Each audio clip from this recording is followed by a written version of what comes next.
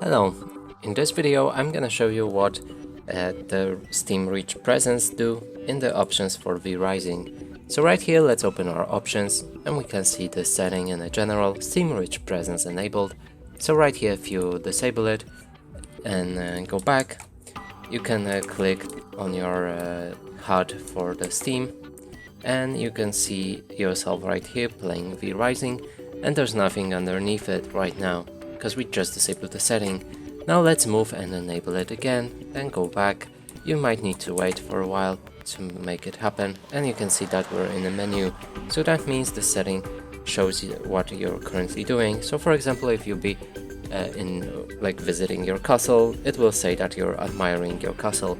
And that's it for this video. Hope you like it. Please consider subscribing to our channel, leave a like and a comment below.